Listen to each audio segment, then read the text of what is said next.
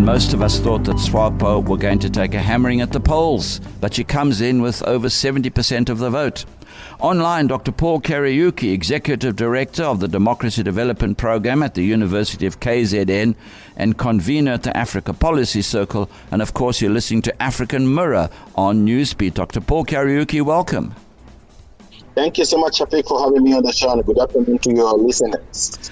Namibian results surprising. I must confess, I thought SWAPO was going to do an ANC on us and dip below 50%, but it didn't happen.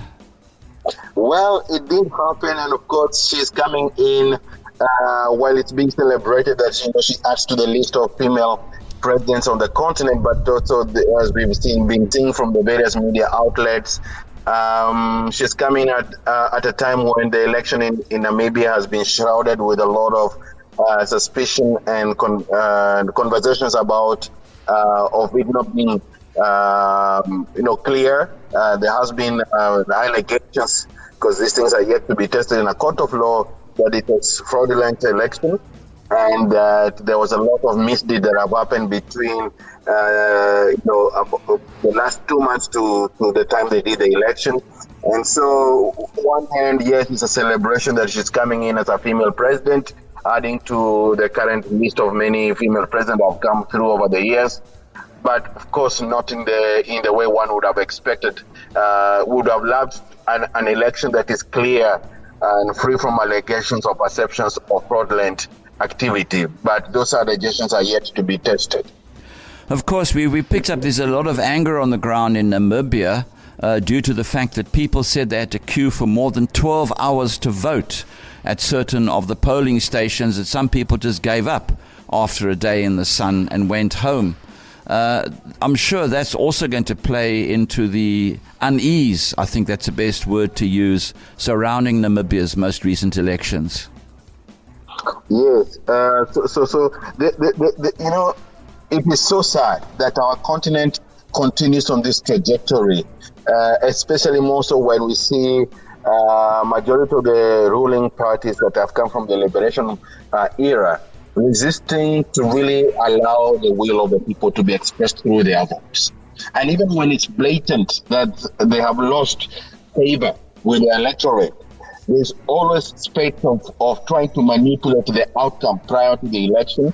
And in this case, it just adds to the long list of African countries with a history of refusing to accept the will of the people. Let me be blunt about it. No, absolutely. So looking at Namibia going forward, it looks like there are going to be some court cases. So it's not necessarily going to be business as usual for quite a while. Yes, you see, so what this kindly puts forward is about the next couple of weeks, there'll be a lot of anxiety. Next neighbor there is Mozambique, still trying to recover from the aftermath of an election that didn't go the way the electorate expected.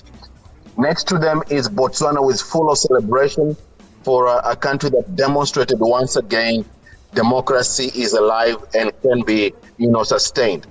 So Namibia comes in between the two extremes. One unhappy nation is a neighbor, and another happy nation that is a neighbor, and they have just added to choose to go the route of the other neighbor whose fate and destiny at the moment is in limbo.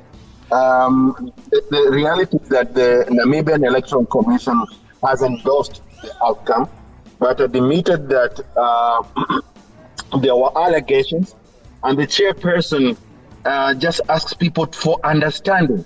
Shafiq, oh my word! When on earth did you hear that?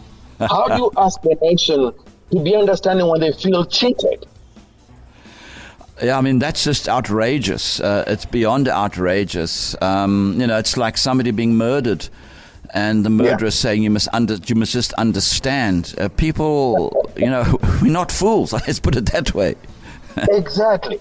And it's sad, Shafiq, that we can have a whole electoral commission chairperson under such severe circumstances that can push the country even to a brink of a civil war, asking people to be understanding when the allegations are very severe, and there is no proof on the ground to support that the elections were free and fair.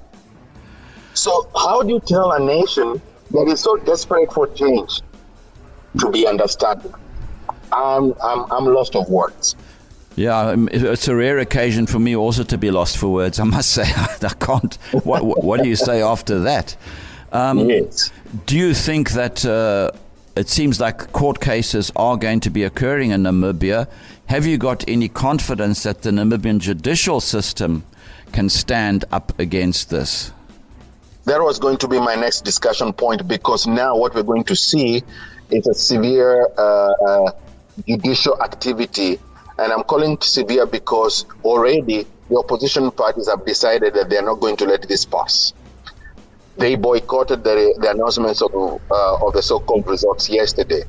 So the battle lines are clearly drawn. And what this means is that the next couple of days and weeks, the nation will be on the edge, and rightly so. Because at some stage, at some point in this continuum, there must be a semblance of unity based either a nation agreeing, you know what, we're going to go forward, we're going to live with this for the next 5 years, or it would go to the direction of the Mozambican case today. We are not accepting this without a fight. Now, that means that the judicial system will be tested. So far, the judicial system have never been put into the kind of pressure, political pressure. But now is a test of its veracity, number one. Number two is a test of its integrity.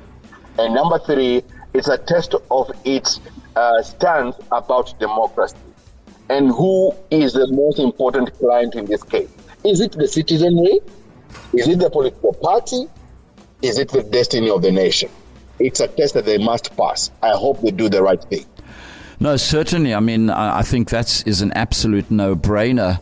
And my final question through all this, of course, the worst case scenario is the youth of Namibia, who are basically the dissatisfied ones, as you alluded, taking the same path as Mozambique and simply not accepting anything and rising up, which of course creates a whole other new set of problems. Yes. And so one would wish that it doesn't go that far, but you can't play with the emotions of the people and assume it won't go that far.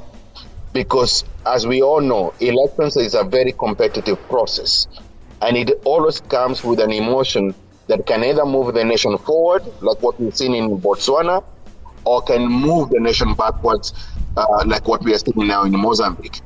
The hard part of it is that can the leadership of the country, both political parties in government and the opposition, come to some level of understanding? We saw what happened, for example, in Kenya, when there was this contestation. The nation almost went to the brink of a war, civil war, and many other African country case studies. We should prevent Namibians from going to that point, by all means. So the agencies like the African Union, the SADC, they must rise to the occasion at this point in time to ensure that the cool heads are maintained, but meaningful engagement between political party, SWAPO, and the opposition parties is engaged, because that's the only way they're going to ensure that the nation doesn't go the Mozambican route right now. And unfortunately, we're using Mozambique as a case study because it's the most freshest. But it points to a place where citizens' will is not accepted through a legitimate process like an election. If citizens cannot be able to express their wish, their political wish and desire through an election, then Shafiq, what else remains as the last card for citizens? Absolutely, and we have to leave it there. On African Mirror, on Newsbeat, Dr. Paul Kariuki, Executive Director of the Democracy Development Program at the University of KZN and convener at the Africa Policy Circle. Thank you so much for joining us. Thank you so much, Shafiq, for having me on the show.